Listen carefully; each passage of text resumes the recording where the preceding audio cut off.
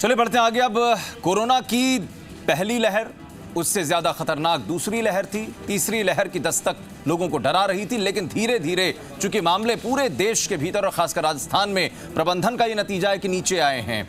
संक्रमितों का आंकड़ा कम हुआ है, मरने वालों के आंकड़े में बहुत बड़ी कमी आई है और रिकवरी रेट लगातार बढ़ रहा है। यानी कि अब धीरे धीरे जो परिस्थिति थी वो सामान्य हो रही है और जिंदगी पटरी पर लौट रही है। लेकिन चिंता दरअसल कम नहीं हुई है। कोरोना के नए वेरिएंट डेल्टा प्लस ने चिंताएं बढ़ा दी हैं। डेल्टा प्लस और कितना घातक हो सकता है, ये सवाल सभी के जहन में है और इसी मौजूदा हालात पर और अलर्ट के बीच हमें कैसे बचना है, इसको लेकर जी मीडिया संवाददाता ने कोटा मेडिकल कॉलेज के सीनियर प्रोफेसर डॉक्टर निर्मल शर्मा के साथ में बातचीत की है। सुनते हैं। सर, फिलहाल तो हम कह सकते हैं कि जो सेकंड वेव है उससे लड़ रहे थे और बहुत हद तक उससे जंग जीतने की ओर है, लेकिन उससे पहले डरा रही है थर्ड वेव डेल्टा प्लस। देखिए, सबसे पहले हमें समझना होगा कि ये वेव्स आती कैसे हैं। जब भी प्रीवियस वेव यानी पिछला वेव लंबे समय तक चलता है और काफ़ी मैसिवली चलता है, तो एक ही वायरस कई सारे शरीर से होके निकलता है। तो मान लीजिए वो पहले दूसरे तीसरे हज़ार में 10,000 में शरीर से जब वो वायरस निकलेगा तो उसका रूप रंग बिल्कुल बदल चुका होगा। तो इस तरह से नए म्यूटेंट्स, सीरियस म्यूटेंट्स का जन्म होता है।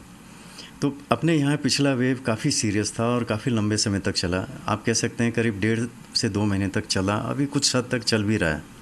तो इसमें निश्चित रूप से जो वेरिएंट्स क्रिएट हुए हैं, तो सबसे पहले आप ये देखेंगे दूसरे लहर की जहाँ शुरुआत हुई थी उन्हीं जगहों से ये डेल्टा प्लस जो म्यूटेंट हैं उसकी चर्चा हो रही है, ख़ास करके महाराष्ट्र से।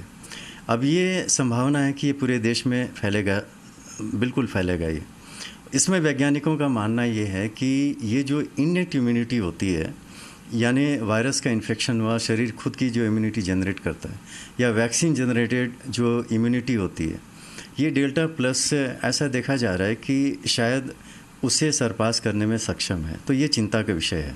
जो कोरोना के प्रोटोकॉल्स बार बार जिसकी बात कही जाती है, खास करके मास्किंग का, और मैं आपके चैनल से बार बार कह चुका हूँ और अभी फिर मैं इस बात को बहुत स्ट्रांगली कहूँगा कि देखिए, अभी बारिश का मौसम शुरू हो जाएगा और कोई भी बायोलॉजिकल पार्टिकल नमी में ज़्यादा समय तक वायुमंडल में सर्वाइव करता है। तो ये जो रिस्क एरियाज़ होंगे, जैसे बस स्टैंड्स हैं, किराने की दुकानें हैं, शॉप्स हैं, मॉल्स हैं, रेलवे स्टेशन है, रेलगाड़ियाँ हैं, ये लिफ्ट्स हैं, इन सब क्लोज स्पेसेस में एयरबॉर्न ट्रांसमिशन होना शुरू हो जाएगा।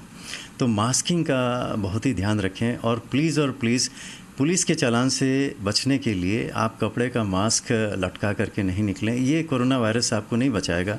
आप डबल मास्क में रहें और यदि सर्जिकल मास्क आप 2 लगाते हैं तो काफ़ी हद तक आपका बचाव हो सकता है और बाकी प्रोटोकॉल्स की पालना तो करनी है। बाज़ार में हो, चाहे मॉल्स में हो, चाहे भीड़ भाड़ वाली जगह, रेलवे स्टेशन, बस स्टैंड हो, वहाँ पर अपने आप को बचाना होगा। मास्किंग सबसे प्रॉपर तरीका है अपने आप को वायरस के अटैक से बचाने का। किसी भी तरह की लापरवाही की तो निश्चित तौर पर फिर से जो खतरे की घंटी है वो थर्ड वेव के साथ में बजने लग जाएगी। कैमरामैन शक्ति सिंह के साथ हिमांशु मित्तल, जी मीडिया, कोटा।